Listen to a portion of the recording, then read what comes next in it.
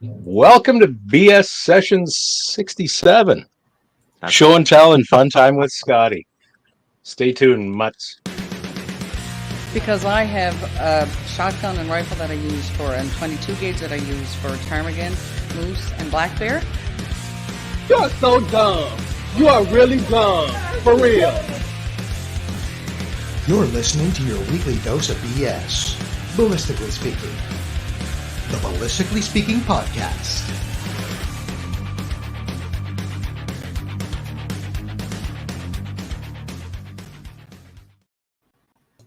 I was going to say something much worse than mutts, but because all I speak is construction profanity lately. But Mutts works just fine. yeah, I think so. I think more people can tune into this. Hey, Pretty used to our feelings by now. before we get going crazy here, I'm just going to let everybody know that you can join us live on Instagram tonight because apparently we can be on Instagram now. That's interesting. But it's kind of integrated, but it's kind of not integrated. So a couple things you guys will need to know if you're joining us on Instagram. You can chat with me on Instagram, but you can't chat with Kurt because this is stupid.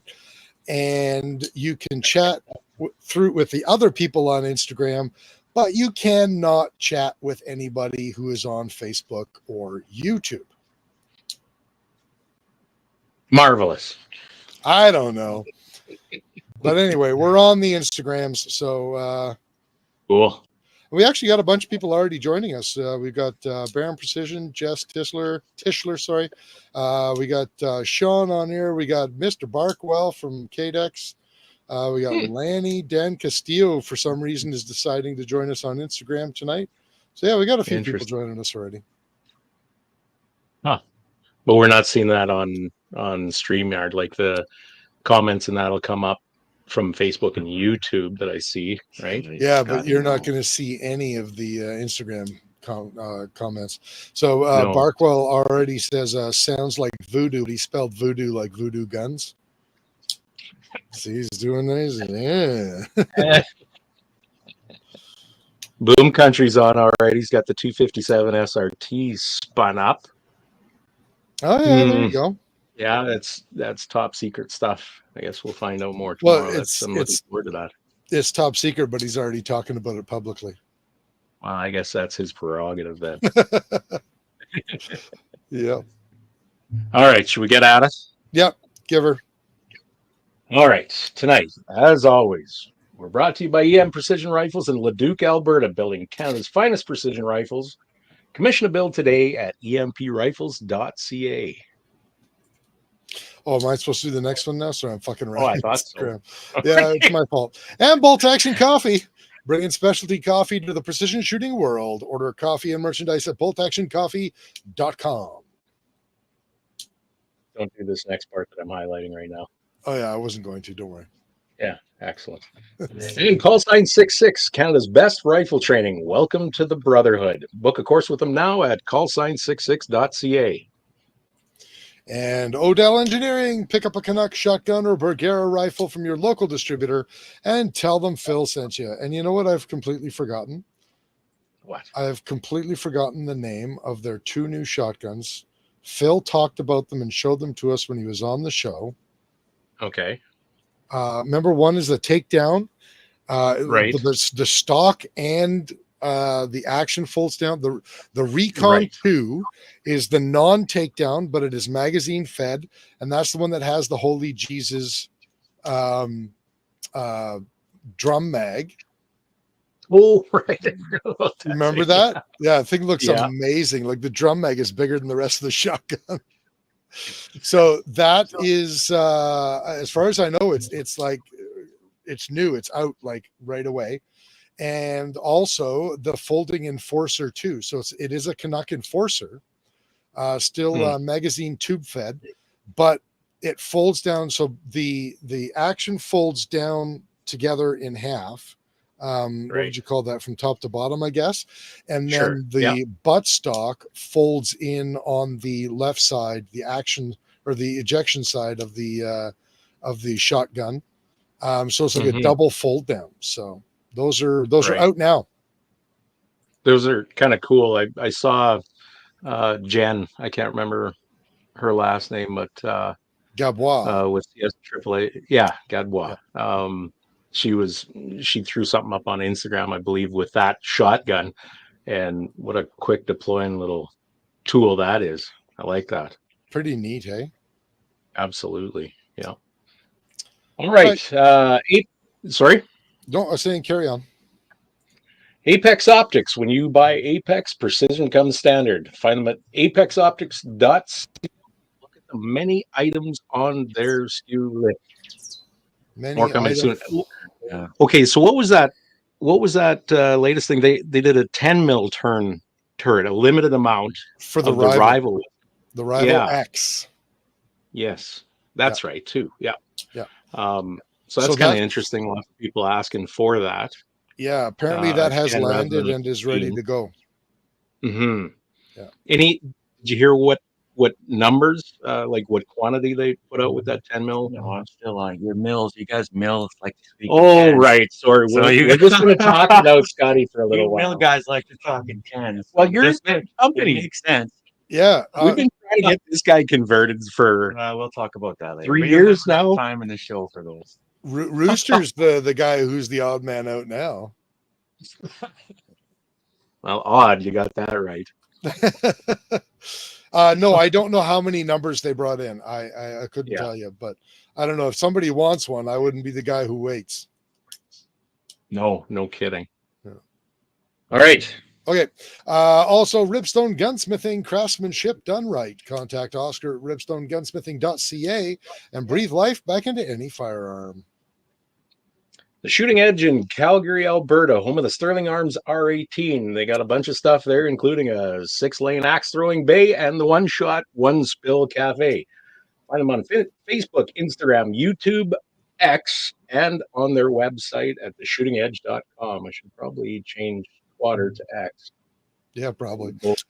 And I'll tell you what, if you're at the Shooting Edge, number one, do the axe throwing. It is so cool. It's not your typical low rent axe throwing bay. All the screens are digital. You can set it up. It's like bowling with these screens. You can keep your scores, play the games, all that kind of cool stuff. It's all done. All the targets are based off of projector screens.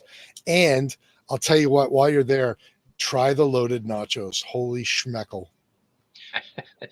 RJ gave me some loaded nachos while we were there, and holy schmeckle, they were really good.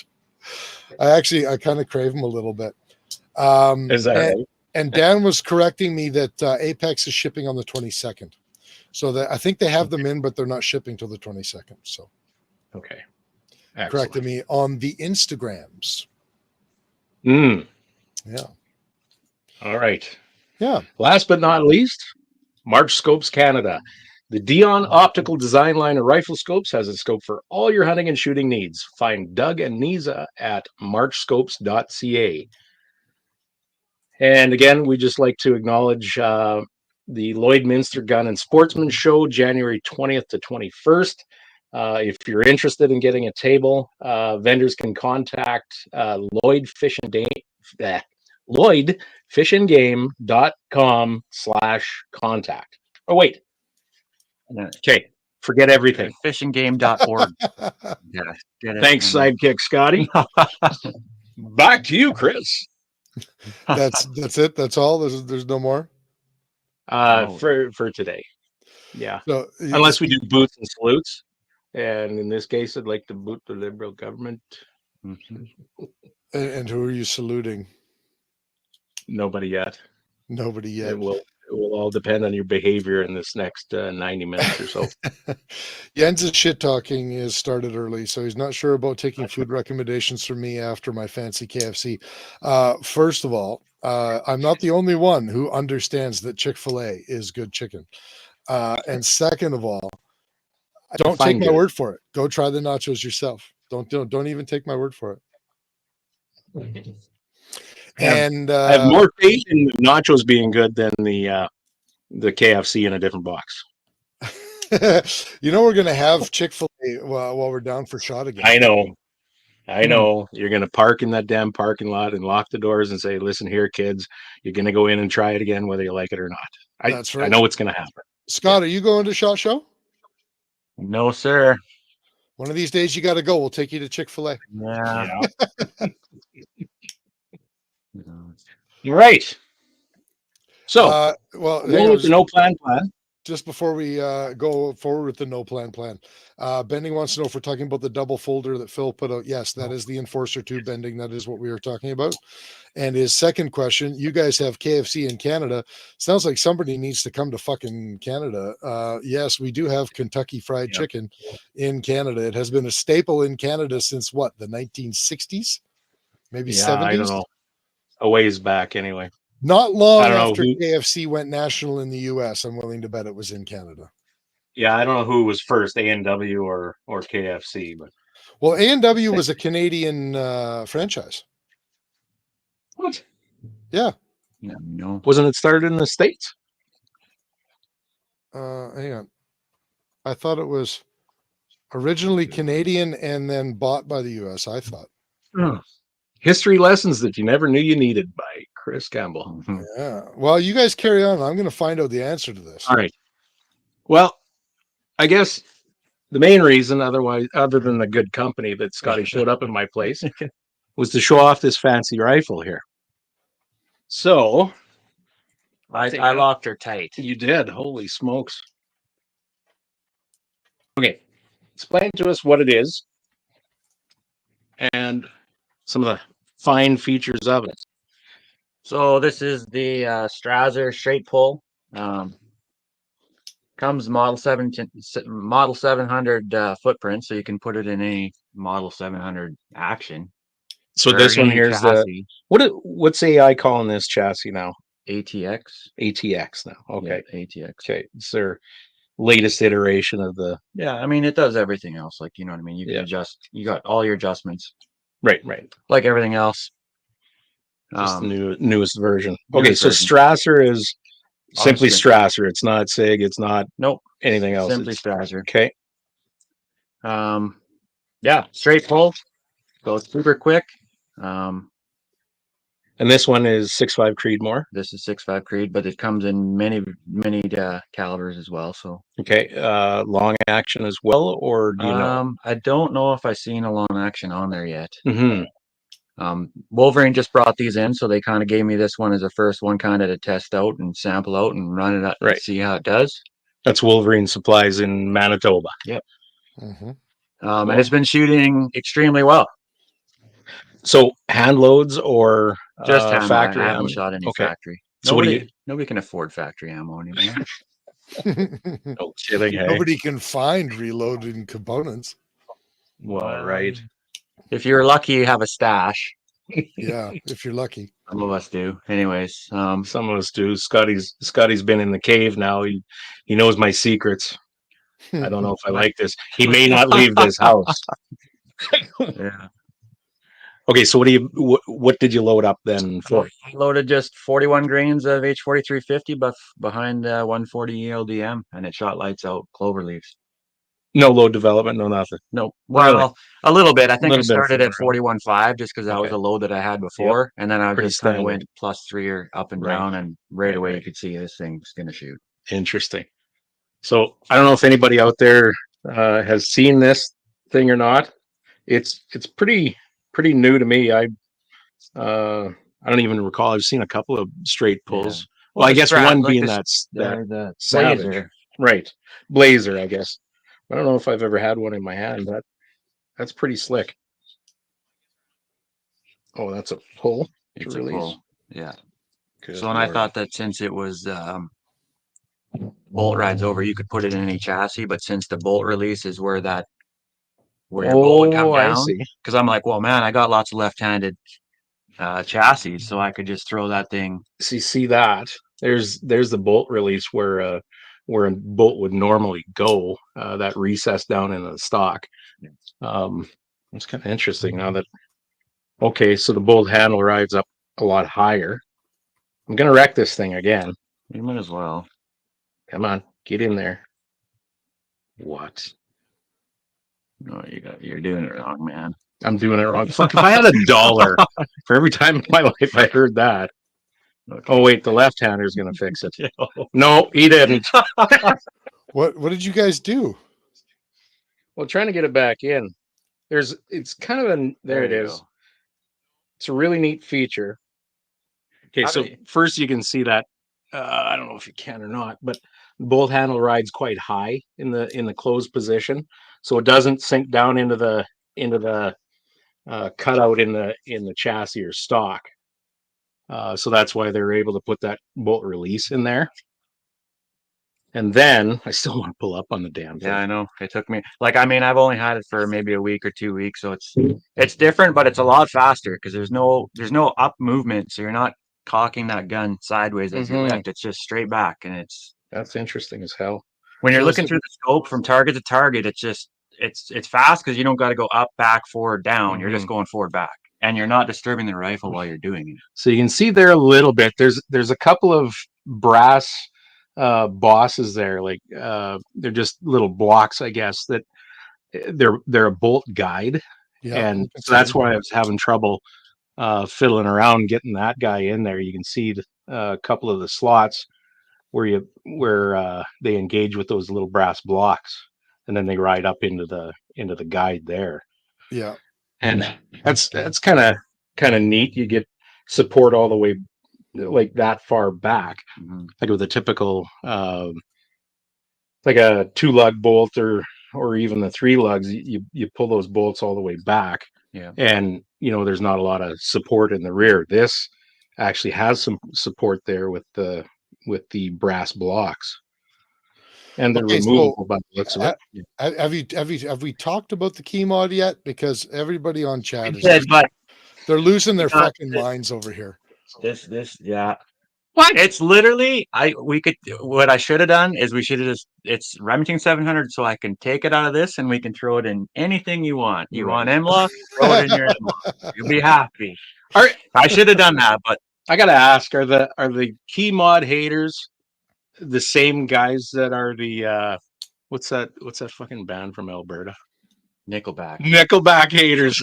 Nickelback haters and key mod haters are the same people. Yeah, well, Nobody really knows why. I think the difference is that Nickelback still sells out theater or stadiums, and nobody has key mod. Well, that's kind of an interesting little rifle. It's barrel nut setup.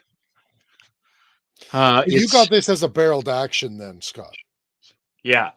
Wolverine just gave it to me and threw it in this chassis. But like I said, you could throw it in any chassis. Oh, Wolverine put it in there for you. Yeah. Okay. So we can blame them. So is it? Okay, so this is set up as a right bolt, right ejection, but you can see there's an ejection port on the left side as well. Yeah, they do have left-handed versions coming too. Which is what they should give me because I'm left-handed. How heavy is that as a barreled action then? Like there's the big chunks of steel missing there. No, so they have 3 contours. This is the hunting contour, and then they make a middleweight contour, and then they make the long range, heavier contour. That's for the barrel. This thing would be probably 10.5 pounds. Yeah, something it's actually fairly light. Yeah, I wonder how much weight is saved on that having ejection on both sides. Oh, it'll be a little bit. Yeah. Huh. I'm not sure. It looks like a kind of a fairly beefy action anyways. Interesting. So you were starting to say about a left-handed. Yep, they're bringing left-handed bolts in too. Oh, okay. Yep. Okay. Same action, do you know? Same action, it's just different bolts flipped to the other side. Oh, okay. That's kind of an interesting concept. And then so the price points we talked, they're for the barreled action, it's $3,200 for the light barrel, and then $37 for the medium, and $38 for the heavy contour. Which is Yoka, yeah. But I mean, you buy a custom action, it's $2,000, and then your barrel, what I say, we talk about. Well, for that price point, you want that thing to deliver, right? You would think so, yeah. Right. And that thing was shooting as good, but it's just something different to the market. If you can shoot, if it's a little bit faster, once it's proven itself, right? Like I've only had it for 2 weeks or so. So I'll run it through the paces and see, but it's just something different. Chris, can you is there's got to be a Strasser website? Yep, there is. Yep. Strasser RS 700 is the model. Wolverine has them on the website too. Couldn't think of a better man to do that, Chris. So the Waffenmanufaktur, I think that means the weapon manufacturer, HMS Strasser. The new Strasser. Let's look it up on their German website instead of their American website. Well, that'll be fun. Yeah. So how does this sucker lock? I'm not really sure. Like, you do That's got a lock in the back then. Yeah. That's interesting. Come on. Oh, So- there we go. Strasser rifles are excellent, proven expert, with 109 customer reviews. Oh, this is the Proven rebirth by of a legend. 109 people. Yeah, And Scott. Well, so far so good. I'll give it that. it has 12 years of warranty. 12 years. 12 years. That's interesting. The Strasser RS 700, the latest development from Strasser, is the latest innovation and revolution in straight pull repeaters. Combine Strasser's passionate innovation with the Remington 700 design, and the result is the world's first Strasser 700 straight pull action, the RS 700. Why do they keep putting passionate innovation in quotations? Even further down here at Strasser, passionate innovation is more than just a company slogan. Passionate innovation is our ethos, guiding principle, and represents the unrelenting spirit of each Strasser employee. They're serious about this, eh? More than 60 years ago. Maybe it's just faux passion. Well, maybe it's very specific passionate innovation. Grabbed your eye, didn't it? That's good marketing right there. It did. Yeah, it is. Yeah. More than 60 years ago, Mike Walker designed the first Remington 700. Since its inception in 1962, the Remington 700 has grown to be one of the most prolific and broadly manufactured bolt-action rifles and actions produced in the world. Combine Strasser's passionate innovation, in quotes again, to the Remington 700 design, and the results of the world's first Strasser 700 straight pull action, the RS 700. So they're just kind of repeating themselves over and over again. Second one. That looks pretty neat in that wood action, though. Hey, you see that? Say that again. I said that looks neat in that wood action. The Strasser legend. Hey, it's not Strasser, is it? That I saw that has an integral silencer or whatever.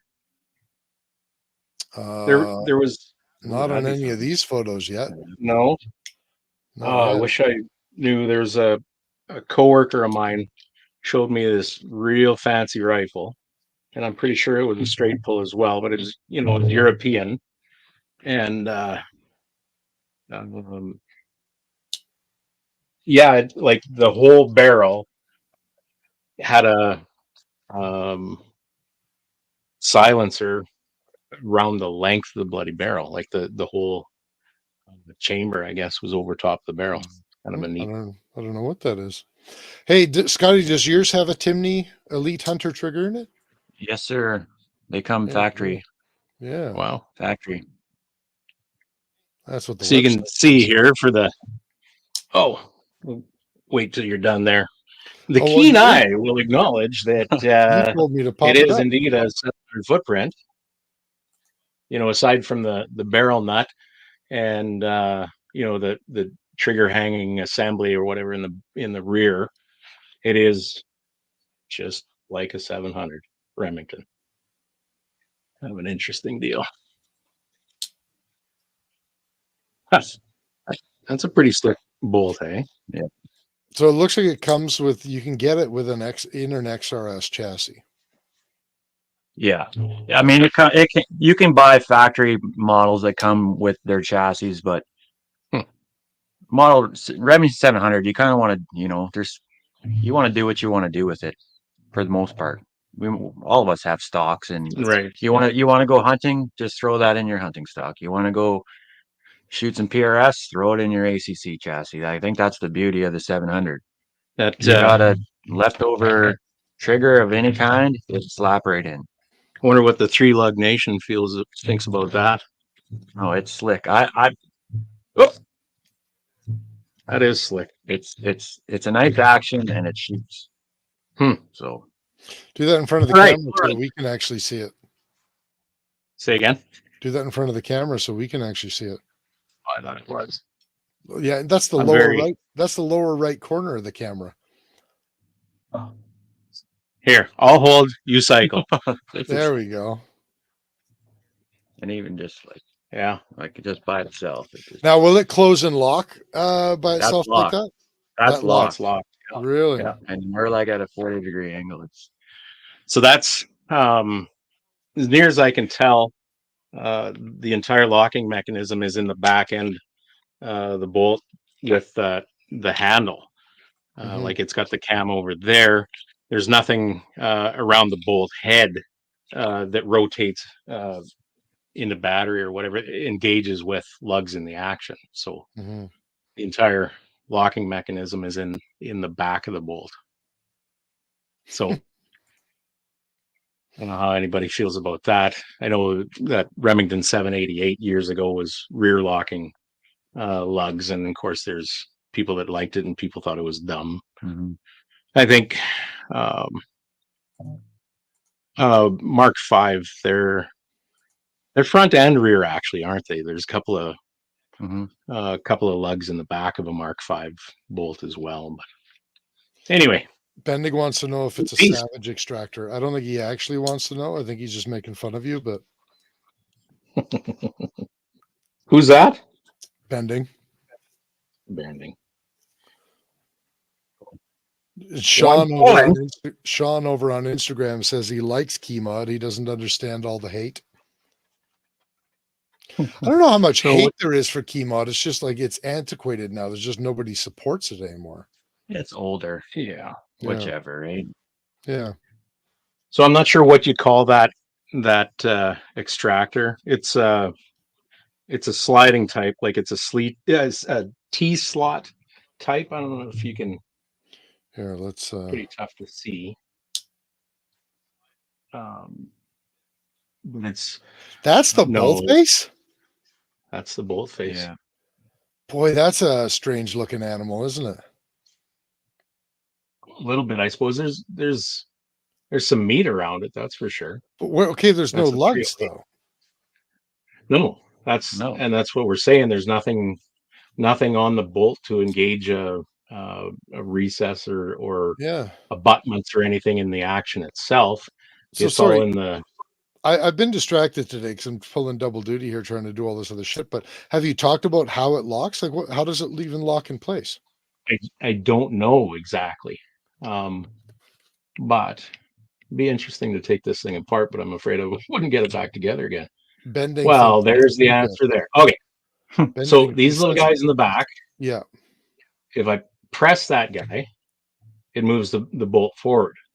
So this will have something to do with the locking mechanism in there. And you'll Okay. see if you watch in the back here, when I push the bolt back to open, that guy comes out. Right. So then I press him, and there goes the bolt. Right. So it's the locking function is in the rear of the bolt. Interesting. Scotty, I think you need to do some proof loads. Yep. Yeah, let me know how it goes. I've only had it a little while, but I like it. Well, we're not going to blow it up. Come on. No. That's God hates a a coward. neat little setup though, isn't it? It is. Yeah. And you probably didn't hear me, but Bending thinks it's a Tika extractor. It's not a Tika extractor. It's No? not. I don't know what type of. Like I know that there's some Model 70 Winchesters that have that same type of extractor. It's not uncommon, but I can't remember what the hell they are actually called. But it's a sliding extractor. Jens is a bit more skeptical about his German cousin's manufacturing. He says it's great until it doesn't lock. Well, yeah. Then you get a projectile out the wrong way. Yeah. Bending says you should get it chambered in H6 blackout. I I wouldn't disagree with that. That'd be pretty interesting, actually, in a really short-barreled 8.6 blackout. It with that would. thing. Yeah. 8.6 Rooster. Everybody knows that's the shit. You gonna make one of those now? No. No. Unless I shed some work and win a lottery. I think you should. It's make it a 338 cartridge in a 30 or 338 projectile in a 30-06 case. Like the 338-06. That'll be the 338 the 338 Rooster.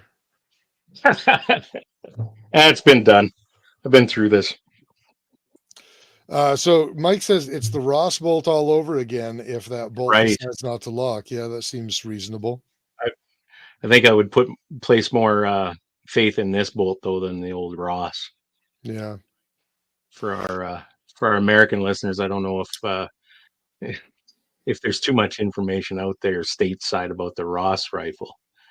She was an icon though for a while, about 2 years. Mike also says the U.S. military did a study and found that M-LOK was a few percent more effective than KeyMod for clamping force. And people who will never need that extra percentage of clamping dumped it because the military said it was better. Yep. Is the 30-06 the parent case for 338 Federal? No, the 308 is. Bending seems to think that the 30-06 is. No. What did they call the 338-06? Was it Barnes that adopted that and Sammied it? Oh, that already exists? Oh, that's bullshit. Yeah, it does. Yeah. It's exactly like the 35 Whalen. All they did was here's what you do then. You put a 338 in a 300 short mag, and that can be your 338 Rooster. Look, it's done already. Here's the 6.5 case with a 338 bullet in it. Well, let's shoot it. You made that? I did, yeah. One of the ones that I mucked up when I was case forming for the 6.5 Rooster. I decided to go a little extra and slam a 338 bullet in it. So that actually almost look at that actually is a 8.6 blackout then.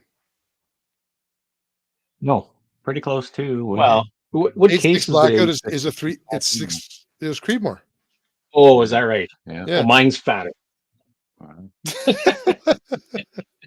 I think mine's you're using better in every way.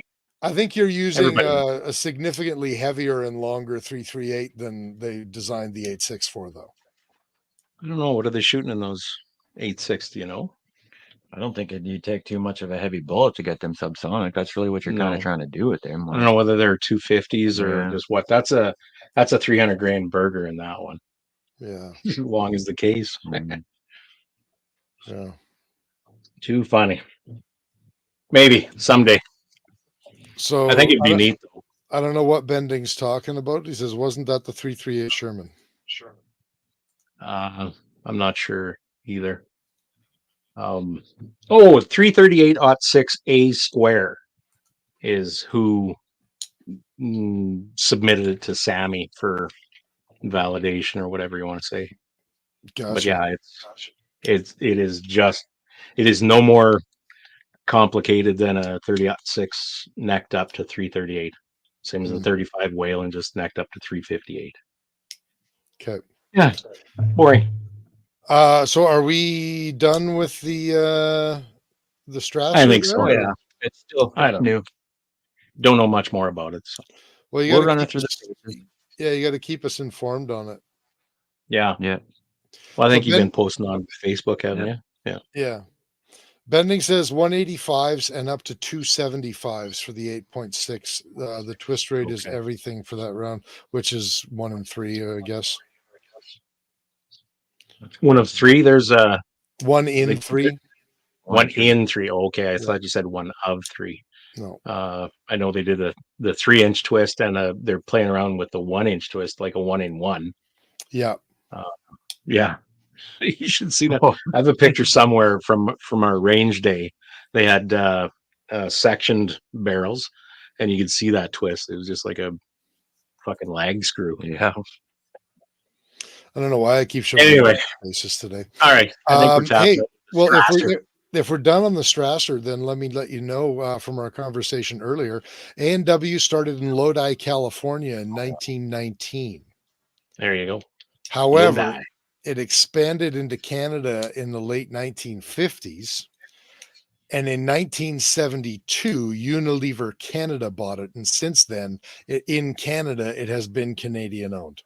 I got it backwards. I thought it started in Canada. It started in California, but A&W Canada is Canadian owned. Which is why today A&W Canada is feckin' delicious. And A&W in the United States tastes like warmed over garbage. Interesting. They are actually completely different restaurants. I don't know if you guys have ever tried A&W in the US. It's horrible. No. The menu isn't. I want to hear you. I want to hear you do a comparo between KFC and Chick-fil-A next. Well, I'll tell you, the best KFC I've ever had was in Sydney, Australia. What? Really? Yeah. But that was still in the mid 90s, so that could have changed. Interesting. The Just best different chicken. The best McDonald's I've ever had has been in Japan. Really? They just take more care with everything. Interesting. I don't know if I really give a shit. No. You fucking started it. You started it. Don't ask questions you don't want to know. KFC Australia is like home of the dodo burger. That's where they all went. Bending is asking if we have a Church's chicken in Canada. Didn't we just get one where on north of 51st? Yes. It's terrible. It's a ripoff of Popeyes, and it's not I even a thought good it one. was absolutely brutal. I might eat your favorite chicken before that stuff. That was my favorite chicken. It's garbage. Anyway, what else are we talking about here? We're only 37 minutes in. We're not even going to make 60 minutes this week. We're lame. Sorry. Okay. You know what? I guess we talk about the inevitable. C-21 and its royal assent now. Yep. Soon to be passed into law. We kind of touched on a little bit last episode, but handguns are fully banned now.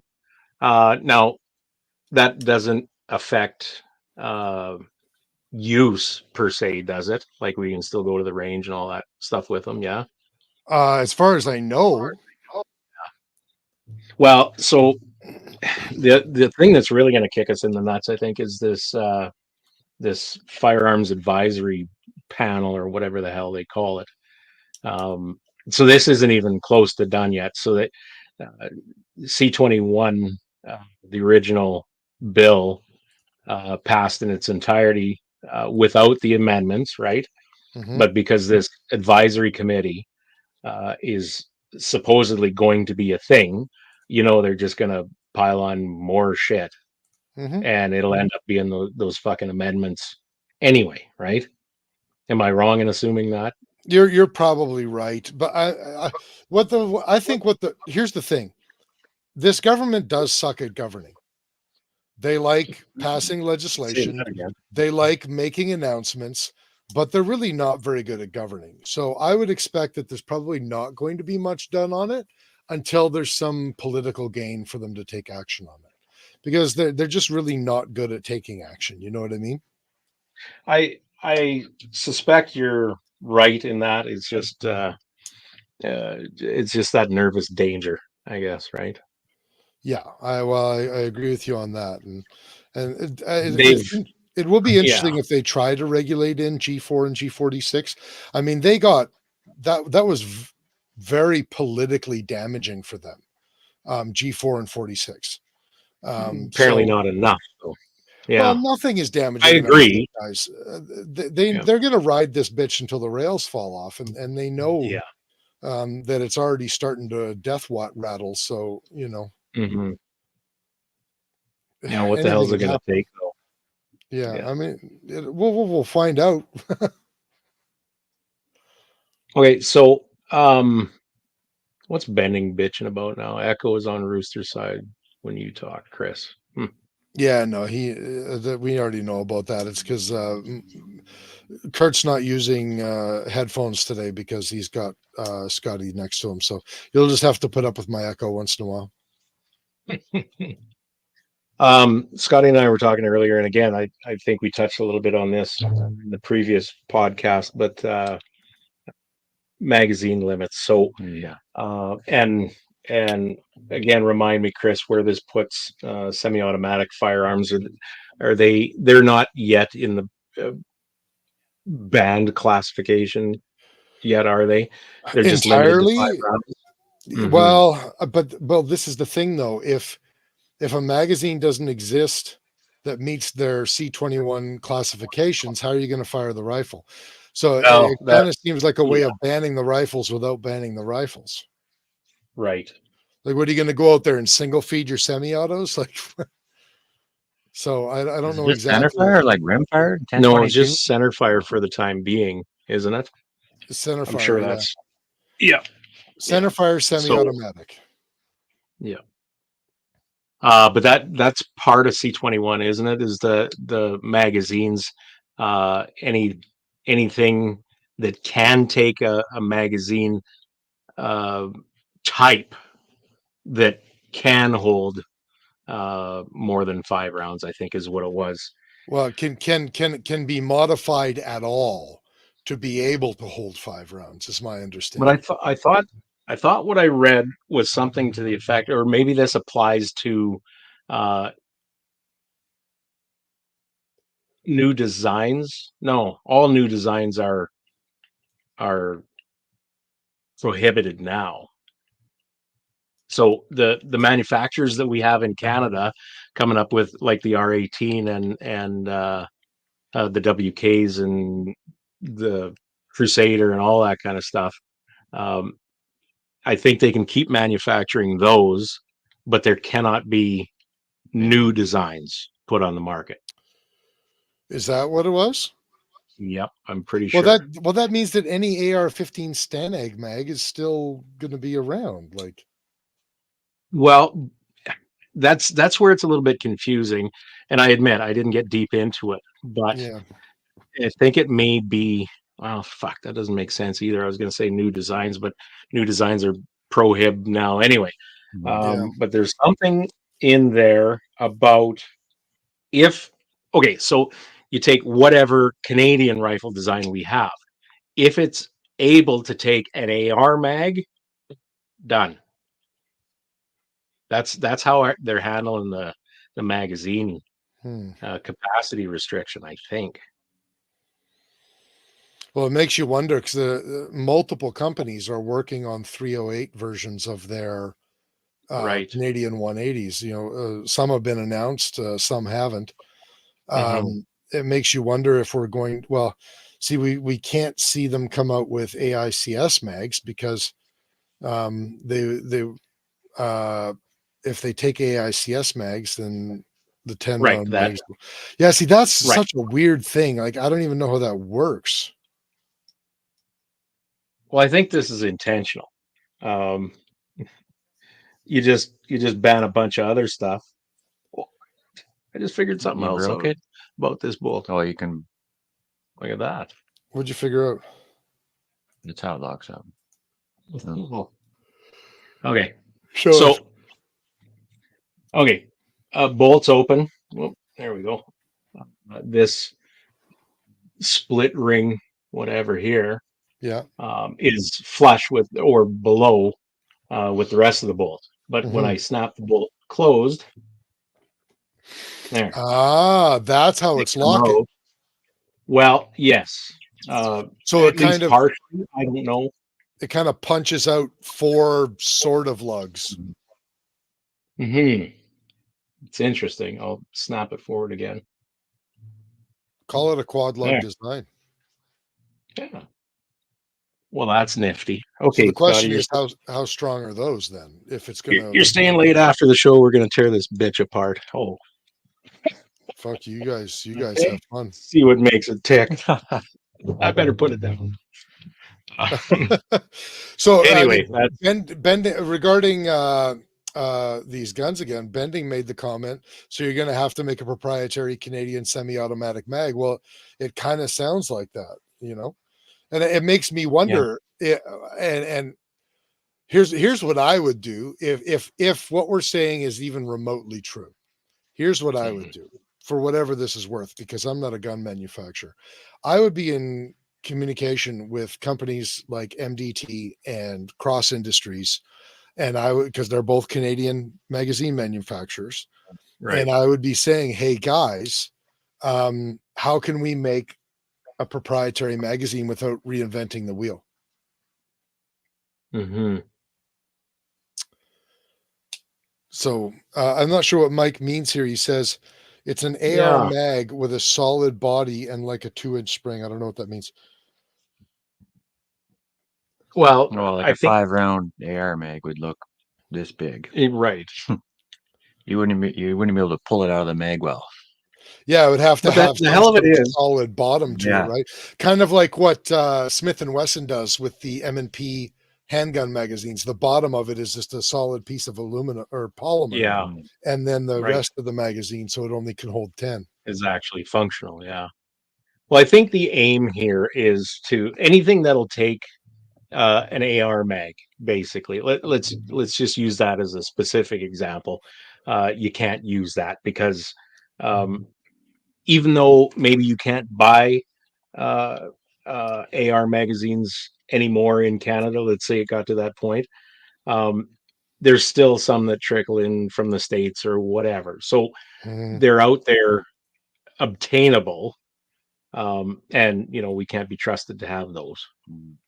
I think is their aim with this magazine. Which I mean we know is absolutely moronic. All that it means is if there are any criminal assholes out there who are smuggling ARs across the border, which let's be honest, it's mostly handguns because they're a lot fucking easier to smuggle across the border.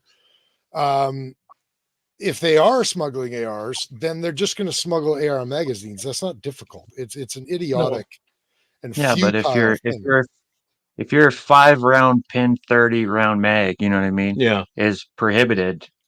Is it more prohibited if you unpin your 530? So like it's kind of gone the opposite way. Like, how many 530 P mags are in Canada right now? I mean, I'm glad I don't have any, but well, and that's the thing, right? I mean, I'm a bit of a personality in Canada. I mean, I can't not turn mine in. I really don't have a choice. But it's kind of a big deal. Well, I mean, let's be honest. Any firearms podcast in Canada is being monitored, and to think that we aren't is naive. So I'm not going to risk losing my pal, going to jail, losing my livelihood and everything for some fucking magazines. I'm just not. I'm not advocating anyone else turns theirs in, and that's the question. If nobody is turning their magazines in, like it's going to be difficult enough. Look at all of the Canadian 308 AR designs. They're not getting any of those back. They were non-restricted. Nobody's turning that shit in that had one. Well, and how many more magazines are there than there were AR-10 platforms? Well, especially given the bullshit that's gone on, especially in the last 3 years, nearing 4 years, I guess. I'm sure a lot of people said it quite a long time ago that Trudeau's the best fucking firearms salesman this country's ever seen. He is. Yeah. He has easily sold more guns than anyone else in the history of Canada. So, I mean, thank you. Yeah, I guess. But I mean, this is kind of the liberal prime minister way, isn't it? I mean, Chrétien sold a lot of guns prior to 1997, 98 also. Right. So I wish I was paying a little more attention to some stuff that was while I was working. I just play YouTube in the background for white noise sort of thing, and a bunch of political stuff. And there was it just came out that the Liberal government paid a bunch of social media influencers to produce a bunch of stuff about the promoting the vaccine. Are you And serious? there were several other things, and I think it was what is it? Canadian Taxpayers Federation came out with some other stuff they'd been digging, and they paid other people for other things. There was a certain Liberals paying for things. and You know, asking people to keep their mouths shut about it. the National Socialist Party of Germany propaganda department would be very proud. Yes, they would be, absolutely. Oh my God. And collecting that, they paid hundreds of thousands of dollars to certain organizations for collecting firearms owners' information and shit like that too. Yeah, of There's course. a bunch of stuff coming out. Yeah. Yeah. Well, this is the thing is we're no longer in a and Stop playing with it. we've been through Might get better. title of your sex tape. We've kind of been in this through this cycle before in some ways, but I think that it's much worse now that there is an active and concerted effort to wipe out certain people. Yep. certain voters, you know what I mean, to get rid of Sure. a certain type of voters status, call it, lifestyle, whatever you want. Yeah, they're problem people. And you know, when How did when Hillary things- put it? Hillary Clinton, what did she call them? The undesirables or something like the that? undesirables, sure, yeah. Well, and you've got all these people, and a lot of people, I mean, probably hundreds rather than thousands or tens of thousands, but a lot of people have moved to the United States in the last 3 years because of this. Yes. I mean, look at Slamfire 100%. Radio. One of their hosts moved to the United States in the last couple of years. Yep. I know multiple people that have moved to the United States in the last several years. Right. And if you're Justin Trudeau or if you're the Liberal Party, you're like, fuck yeah, let's keep pissing these people off so they leave our country, because then we can win. We can win By election. elimination. We can not only win the election, but then we can win the popular vote as well. We can actually have the majority in Canada. Yeah, well, you keep pumping in other people and getting rid of the basket of deplorables. Thanks, Mike and Yenzi, for pointing that out, or the fringe minority, whatever. Yeah, I wish it was the Western Canada basket of deplorables, and then we just go, okay, there's the wall. Yeah. Well, and I'll be perfectly honest with you. I've never been shy about saying this. The only reason that I have not already moved to the US, I probably would have moved to the US this year, except for the fact that my wife is 100% against it. Yeah. It's literally the only thing that has kept me in this country. I would have been one of those people, guaranteed. Kind of a big deal. That's like 50% of your reason. Yep. Well, yeah, exactly. Right. And you know, I know a guy who has helped. He emigrated to the US shortly before the pandemic, you know him, and he has helped nearly half a dozen people also move to the US. Yeah. In the last 3 years.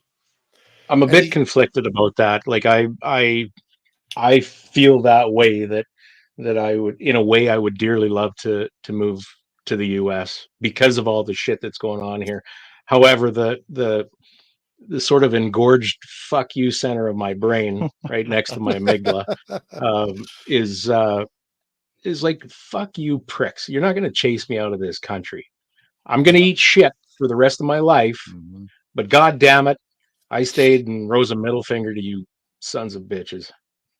I'm all for the middle finger until I can't be who I am. Yeah, right. Stop, please. Thank you, folks. I'm here all week. Are you getting a standing ovation from Scott? Oh yeah. You can't stand because of the shitty wood chair he's sitting on right now. He's all cramped up. Oh, good. So Yes, very virtuous. Thank you. here's an interesting question from Bending. Is intent everything with this new law where they think you're going to do something is automatically a conviction? That's the way that No. most laws in Canada is made. In Yeah. terms of enforcement, you know, it's all done so that if something else is happening or if circumstances give them the opportunity to charge you, that's really what it's Yeah. for. It's really gotten around to um, you're guilty before proven innocent in Canada, Mhm. and you're guilty before you even move. You're Mhm. guilty before you commit anything, any act of any sort. Well, and even if It's you're not guilty, we're just going to use the process to ruin your life right, right. or at Yeah, least bankrupt you, which you is have these things. kind You of look what a they do. certain way, you're guilty already Yeah. because we think the rest of your herd does what we're claiming you do. Which is ironic because, you know, if you think about it, even 40 years ago, maybe even 30 years ago, a large segment of the population that lives life the way that we live life was okay with the persecution or the marginalization of certain types of people, Yeah. but they're not anymore. No. Like by and large, the people that agree with our lifestyle, they're live and let live people. I mean They that are. That's evolution has happened with our yep. generation. We're Right. talking about and now the people that are okay with marginalizing and persecuting certain demographics of people are, well, frankly, they're the woke people now. Yeah. It's a Oh, that real ironic twist, you know, like our it is, and it. generation, we're the live and let live people now. It's very Yep. weird. Yep. And that's so very clear um, to everyone except for those supposed enlightened woke people. Hmm. It's It's such a it's weird place to be, isn't it's it? a power struggle, is all it is, Chris. Yeah, that's right. Uh, Yeah. they were nobodies for generations, and now they've managed to grab a hold of some semblance of power, and they're Mhm. fucking running. And Well, then think of the Sikh and Filipino communities all across Canada that yeah, have just massively gotten into firearms. yep, Um, and there are multiple other immigration demographics. I'm aware of a huge, like a lot of Ukrainians have come here in the last number of years to Saskatchewan. yep. Probably because Saskatchewan had a large Ukrainian settlement to begin with, and people know that. So, you know, the new That's a small Ukrainians, part. yeah, a lot of new Ukrainians are coming here as well. Um, A and lot of it is industry, Chris, like construction and that. sure, fair point. Yeah, Real boom in industry. There lots of Ukrainians coming over. fair A point. lot of Irish coming over to participate in that. But the point of me saying that is I'm Yeah. aware of a large, both Ukrainian and Russian population in Saskatoon. This is just my own small little Yep. bubble, and Right. all of them are into hunting and shooting. All Yeah. of them. Yeah. I can't tell you how many new students I have that either, you know, it's a child student and their parents are either Ukrainian or Russian, or they are Ukrainian and Russian and have joined our Right. academy. And they know that I shoot and they know that I hunt. And like literally the only thing they want to talk to me about when they come in and watch their kid train is talking to me about the hunting season Yeah. Hmm. Yeah. and, you know, It and is the shooting. glue that binds. But I mean, I guess they're white immigrants, so they don't really count. No, But of course still, not. you've got the Sikh and the Filipino communities that Hmm. are all across Canada. They're quite big Yeah. into, like, the Filipinos love their handgun shooting. It seems like. Oh God. Yeah. Yeah. But you know what? Like a lot of those people come from places where firearms ownership was severely restricted, if they were able to have any at all, Oh, and they see the little bit of freedom that we have left, and they just embrace it like crazy. Can you And say those people? This is the Ballistically Speaking podcast, motherfucker. Didn't work well for Trump. So. We're wearing unicolor shirts, not like multicolored like jackets that are made out of curtains. That's right. So we can get away with certain language. Those people being anybody coming to Canada. So well, and again, just my own tiny little circle, but I've got a good friend who's, you know, he's going to be taking over my business someday, and he was born in Manila, so he's a Canadian citizen now recently, but he's a Filipino by birth. Well, he's actually dual citizen now, and all he talks to me about is how he wants to get a license, and he wants to get a hunting license, and he wants to start hunting. He's a young guy and he hasn't taken action on it yet, but all he can talk about is hunting. And his dad, he wants to take his dad hunting because his dad wants to go hunting. Right. Yep. So it's part of an experience that is available here that they never had before. Yeah. And they fucking love it. Yeah. So I just need to announce this. We're getting a notification that our Instagram stream has ended for some reason. Or now it appears to be back or something. If you guys are on Instagram, I told you guys got to be careful. If you people over there on Instagram are having trouble with our stream, Don Cherry on the phone. Yeah, that's what we need. Actually, join us on Facebook or YouTube instead. If this is a new feature on Insta, so if you're having trouble, just join us over there. Sorry, carry on. Oh, I don't know. Where was I? Mike Heineck was saying they love 1911s, and you know what? I've gone to shoot with some Filipinos, and yeah, absolutely right. 1911s in a 22 rimfire in a 45. It's just, I don't know what it is, but yeah, a lot of them love 1911s. Well, it's very iconic, right? Of course, yeah. Well, and I've known a bunch of Sikhs as well that are big into it. Now, a big part of Sikh culture is weapons for self-defense. I mean, they literally trying to carve out their own nation in the middle of Pakistan and India, both of which want to fuck them up. So it's a big part of their culture, and they come here and they realize, holy shit, like this is a thing. You disgrace the supreme leader, so they shut you down in Instagram, says Jens. You know what? I wouldn't be surprised if that was fucking true, you know? Yeah. Jesus. Anyway, Trudy's guard is going, nope, that's enough. So anyway, I run into Sikhs all the time at the local gun range, and I've known Sikhs, again, parents of children that are training at our academy, that they're into shooting. It's literally a part of their religion. Not shooting, but I mean, weapons for self-defense is literally a part of their religion. And I guess the whole point of this is, how can you have a more multicultural culture than that? Yep. But multiculturalism doesn't count if you're a part of the shooting minority. Well, not according to the white, sometimes black-faced supreme leader who knows all. Exactly. You know, it's interesting. When I was in Pakistan, we had a guide. We had hired a private guide, which is smart. If anyone's planning on going to Pakistan, get a local to help you out. And he was fascinated talking to us about hunting culture in Canada. Yeah. Right. Yeah. Yep. Yeah. It's scary to think about where that's going to end up if this shit continues. Yeah. Here's an interesting comment. Blind Spotter. First of all, I've never seen Blind Spotter before. So, you know, thanks for joining us.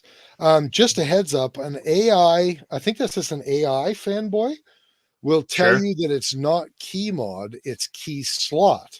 Similar but different and supposedly stronger than M-Lock, AI's own design. That's right. I remember reading something about that years ago where they came up with this, but it is slightly different than key mod somehow. I don't know. Can you tell the difference because it's on an angle, whereas key mod would be horizontal, or?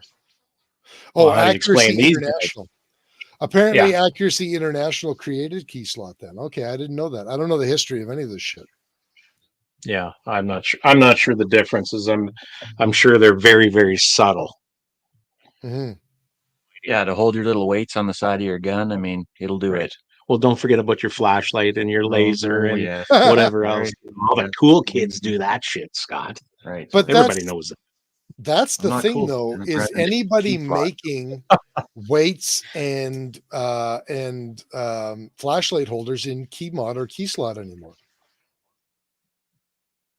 Yeah, I think everything like key mod stuff. I don't think I've seen for 4 or 5 years now. Ever since the M lock came out, the key mod stuff just disappeared. So Well, it seems like another one of those things that one group vilifies another group, and their PR I know. campaign was just better. Have you guys ever heard the story about the phrase of snake oil? I'm going into the weeds, so follow Yeah. me. You ever heard the phrase like snake oil salesman? He's selling snake oil. 100%. Yeah, You know where that comes from? yeah. Back in the old west. Yeah, but do you know the story Right. of that? Yes, I used to, but I can't recite it. So in the 19th century,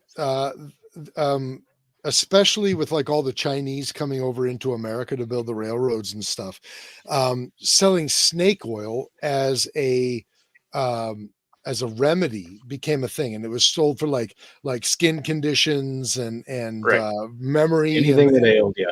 yeah, all these sorts of things. Well, not anything that ailed you, but a number of things, like specifically Okay. skin conditions, memory, all that sort of stuff. Okay, and the American Medical Association went on, like they actually did this PR campaign, basically vilifying snake oil and specifically Chinese people selling it and all of this sort of Right. shit.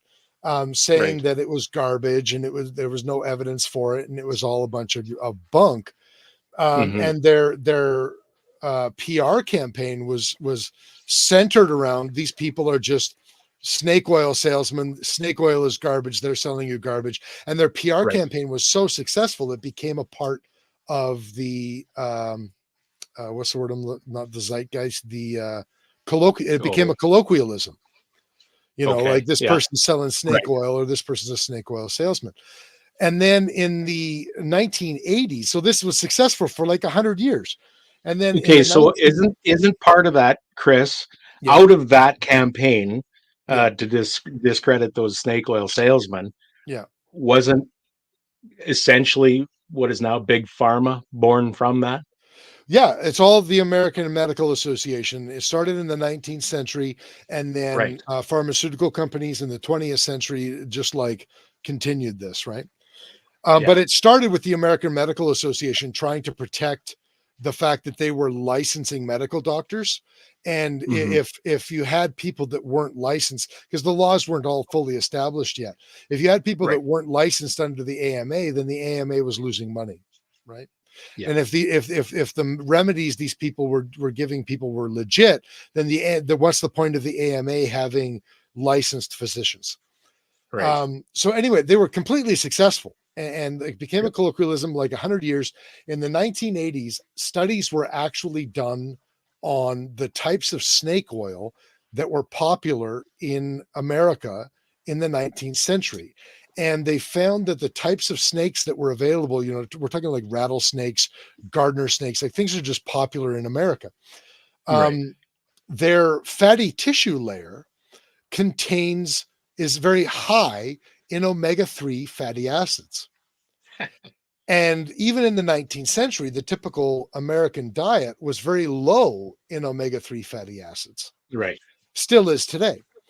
And omega-3 fatty acids, through multiple other studies, we know that they can actually be used as a nutritional remedy for skin conditions like psoriasis and eczema.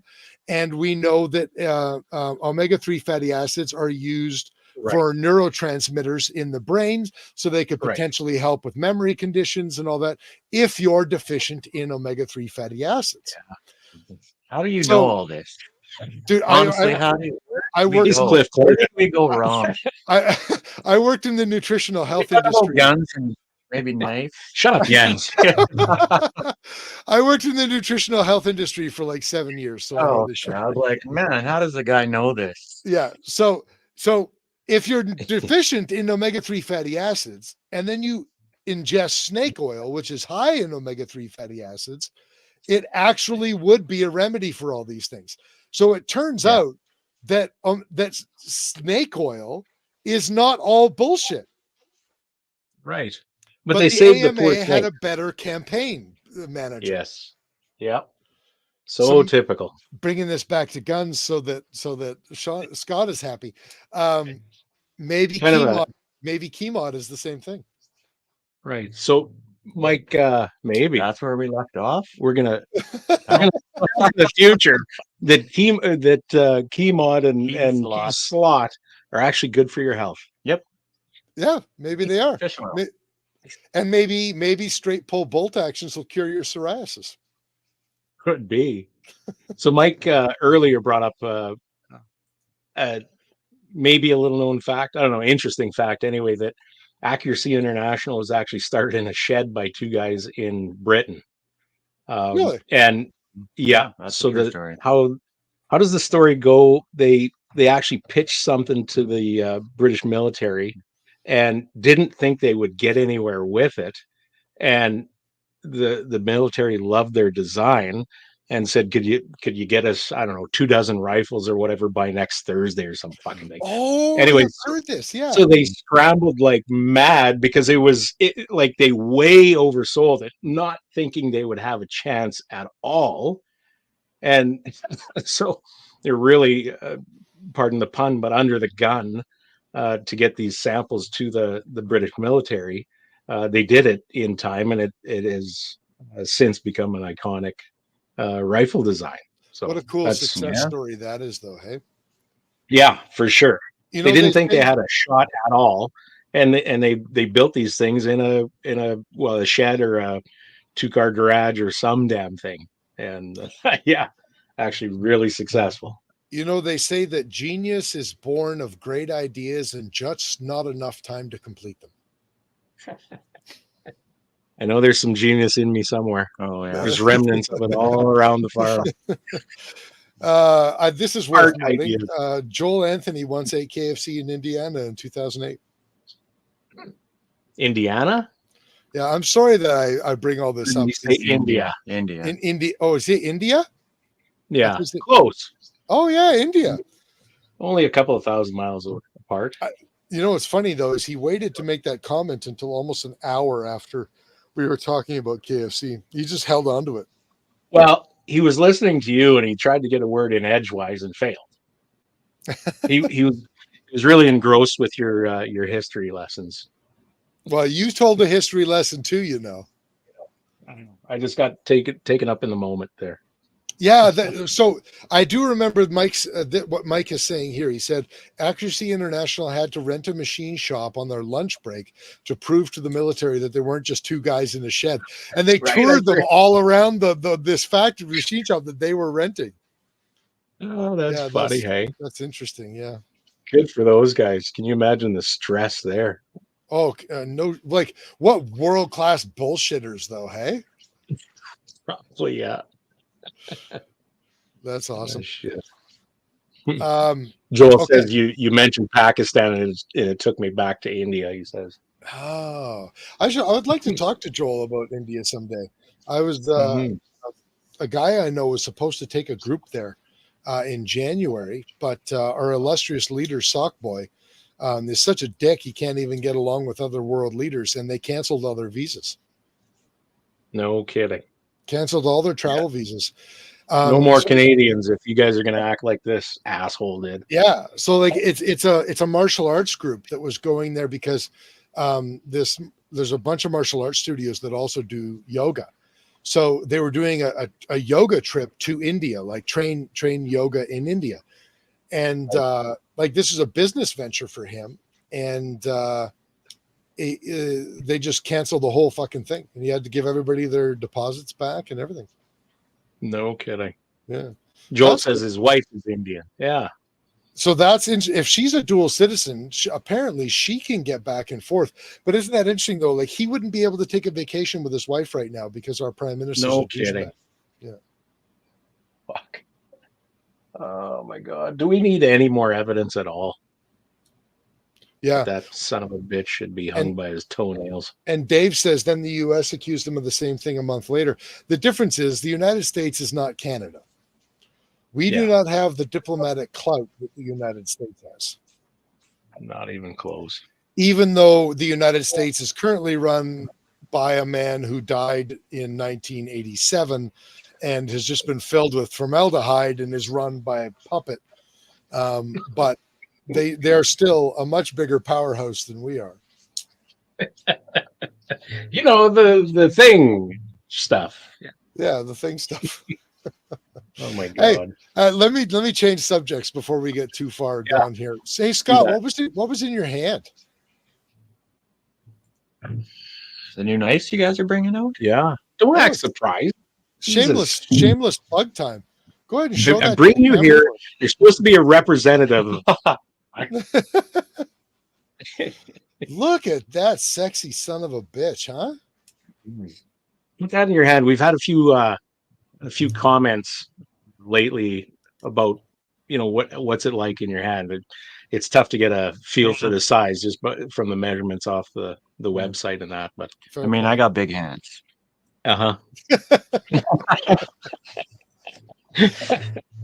So Funny, we haven't scripted this at all, so this could turn completely south Nope. on us.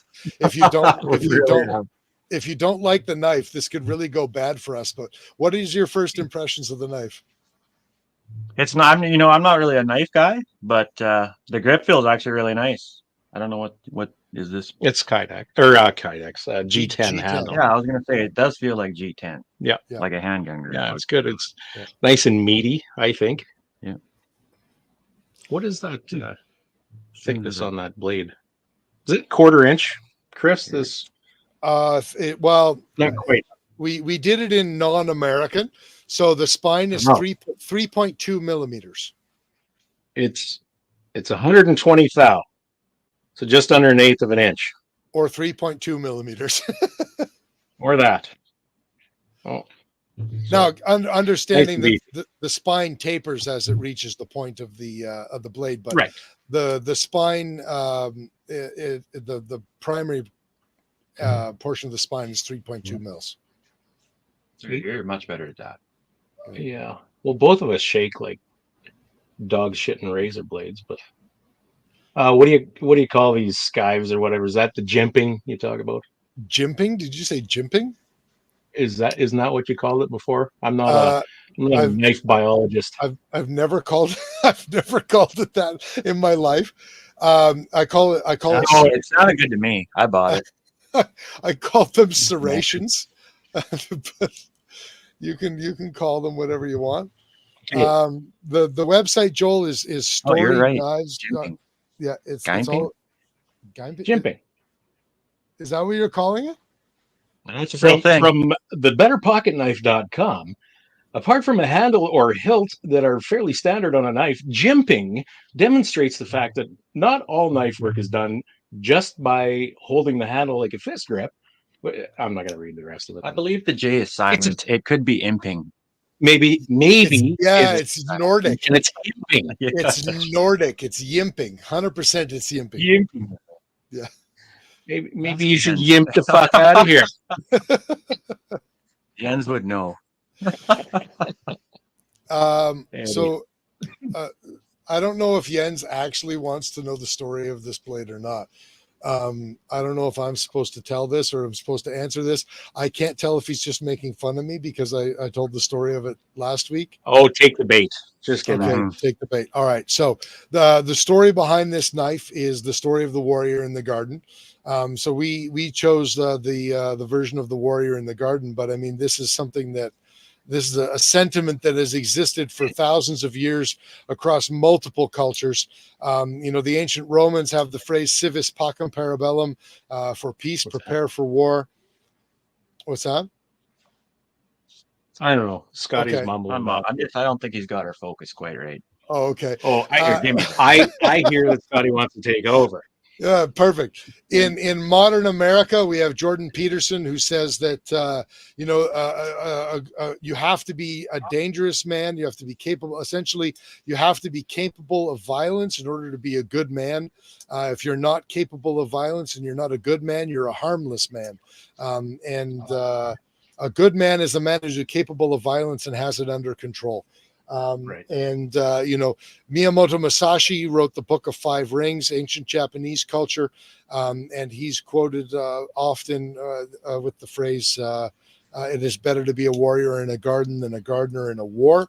And essentially that is the story of this knife. It's a multi-purpose knife. It can be used for light field craft work. It can be used for hunting. It's suitable for skinning. It's suitable for light bushcraft work. It's also suitable. It's show the Kydex sheath. It is a low profile Kydex sheath. It can be carried open very easily in Canada. If you're in the United States, which we will be shipping in the United States in the new year, it can be it can be carried concealed inside the waistband with a reverse draw in the United States. So essentially, it is a multi-purpose tool that follows the edict, that for people who follow the edicts, that it is better to be a warrior in a garden than a gardener in a war. And that is its story. It is a handy sucker for sure. It's very stabby looking. Jens says, I like the James Mattis quote better. I don't know what the James Mattis quote is. Tell us, Jens. What is the James Mattis quote? And by the way, he also said, "No, I'm good," as in he doesn't want the story. But too fucking late, buddy. I think he basically. Yeah, like why did you ask in the first place if you didn't want to know? I think the James Mattis quote is the was it the Marines he was talking about? Wherever you go, be polite, be courteous, but have a plan to kill everyone. I've never heard that quote. I love that quote. Yeah, it's classic. Yeah, I've heard it. Wherever you go, be polite, be courteous, but be prepared to kill, or have a plan to kill everyone. The plan to kill everyone. Yeah. That's awesome. Mike Heineck says, I believe the Mattis quote is Crayola. Is that because he ate crayons? What is that about? Maybe. I don't get that at all. So Yen says, always carry a knife just in case there is cheesecake. Or that's it. Or you have to stab someone in the throat. That's right. Well, I will say I do like the fact that our knife is you have that design because it makes it very multi-purpose, but it also makes it look like a steak knife. Yeah, kind of. Yeah, for sure. That's a serious goddamn steak knife. Yeah, I like that idea though. Mm-hmm. And I appreciate everybody's comments. They're saying they like the look of it. That's great. I'm going to be perfectly honest with everybody. This knife design is inspired by an existing knife design. It's inspired by a boutique knife design. We did change it a little bit. We made the spine a little bit thicker. We added some jimping that didn't exist in the original design. We extended the choil. Do you guys know what the choil is? What? You just said jimping. Yeah. I know. That's because you said jimping. The J is silent. Right, the himping. I'm sorry. See, senor. It's the himping. We added some yimping so that because we thought that it was useful to have it there. And we extended the choil. Do you guys know what a choil is? Yeah. Hold up the knife again.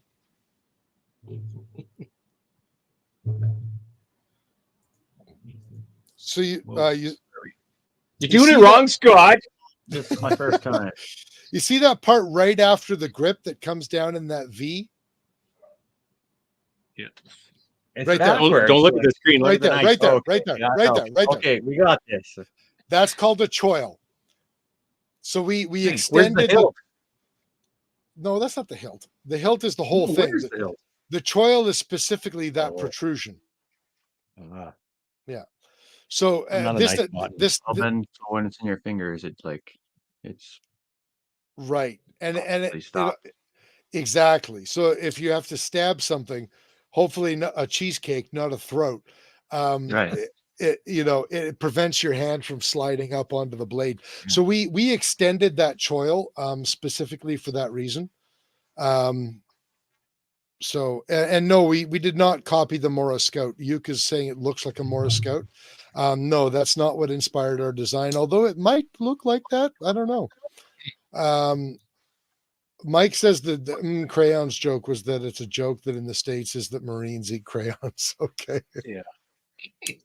and set fire to fucking everything. And set fire to fucking everything.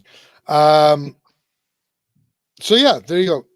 Almost got banned for this quote. Sorry, Supreme Leader, don't freeze my bank account. That'd be hilarious if Jens almost got banned for saying stab someone in the throat. That's hilarious. There's a couple of other James Mattis quotes here. I looked it up. And, do it. One of them is the most important 6 inches on the battlefield is between your ears. And another, I think that'll soon become a favorite of mine. Nothing keeps me awake at night. I keep other people awake at night. Okay, so obviously James Mattis was a Marine, but what's his claim to fame? Was he a soldier? I don't know that he was. Wasn't he like the U.S. military colonel or some darn thing? I'm not sure. Interesting. Yuke was talking about the steel of our knife. We did make the knife with 9 CR18 steel. So it is a high quality steel. Now, anybody who has the knife, you'll find that it takes a little bit longer to sharpen the knife, and that's the trade-off. If you want great edge retention, then you have to have a bit bigger or better hardness on your knife. And the trade-off to that is it does take a little bit longer to sharpen. So that's what we went with. Yen says that James Mattis was a general. Okay. Yep. Good deal. It's kind of a big deal. Yeah. You see Mike? So it wasn't designed by blindfolding Rooster and having him run a bench grinder blindfolded with an old chunk of grater blade until he said, fuck it, good enough. Close. I can say without humility, if we had done that, Jens would be the best knife grinder in the world. Shit. So Dave Collins says that Mattis was a general that got persecuted for talking to an RU general or to a Russian general. Interesting. Yeah, that is interesting. Probably a Trump supporter. Are we done with this short shit yet? Yeah, I think so. I think we've Joel, sufficiently bled the blood out of this pig. Joel, you need to have the last word. We want to hear from you. Do it. Don't to speak too quickly. No. Joel? He called you Joel. Joel. Yeah. He and I knew who he was talking about. I was thinking about Joel Anthony's comment. I'm sorry. Scott. I was like looking in the comments. I'm like, okay, let's hear from Joel. We call him asking Joel Anthony anything. I apologize. Scott, let's hear you. You have got that glass, Chris. Yeah. Oh, actually, it's rum in the glass. I'd like to say that it's affecting me more than it is, so I have an excuse, but I don't. Scott, let's hear from you. Well, she's been a good night. I don't know. Some laughs, some sadness when you start getting into that C-21. Well, right. No kidding. And Now now Scott is one of the extreme few people that have been exposed to my man cave. Yeah. And most of my secrets. So he may or may not again be seen out in public. I'll be all right. Yeah, it will be okay. Shit. All right. Are we done? I think we are. Are you there? Yeah. Sorry. This is where I'm supposed to read the ending part. So everybody who's still Sure. joining us, please make sure you give us a like or a thumbs up on our page. It greatly helps us. And something else to consider. Consider sharing our podcast on your Facebook page. The algorithm does not share us, especially on Facebook. So if you're watching us on that platform, please consider giving us a share. What's that? Oh, nothing. Just no. Talking to yourself? Okay, that's fair. People kind. Oh, people kind. I apologize. I was using the wrong terms. You can also find us on our website at bspodcast.ca. You can find us on Facebook at facebook.com/BS podcast. We are on YouTube at BS_podcast. Also, you just search the Ballistically Speaking podcast. You can send us an email, info@bspodcast.ca. And if you're on any of those platforms that allow reviews, please consider giving us a review to let us know how we're doing. As always, we'd like to thank all of our sponsors and all of our listeners. Without you guys, Scott would not have agreed to come onto the internet with us because there would have been absolutely no point. So we're talking about Shane and Steve. We're talking about Miles, Carrie, and Cappy. We're talking about Duncan and Rob, Phil Odell, Doug and Nisa, Vanya and Carly, Oscar, and J.R. Cox at the Shooting Edge with some of the best nachos I've had at a restaurant in a very long time. Thank you all an immeasurable amount. I'd like to say we are going to be at SHOT Show. We've had a couple of people asking us lately. I know Jamie was asking earlier. Uke has asked us earlier. We are going to be there. If you would like to catch up with us while you're there, then make sure you send us an email, info@bspodcast.ca, or get in touch with us through any other platform. Am I missing anything? I think you got it. So if you can. Some great advice from Joel Anthony to end the night. Don't put your finger anywhere you wouldn't put your wiener. I am not so sure about some of that advice, but it's advice nonetheless. He meant screwdriver. Common industry term. I'm sure he did. I'm sure he did. All right, folks. Thanks a bunch. See you next week. But some of these bullets, as you saw, have an incendiary device on the tip of it, which is a heat-seeking device. What you just said is one of the most insanely idiotic things I have ever heard. Everyone in this room is now dumber for having listened to it. Welcome to your weekly dose of BS, the Ballistically Speaking podcast.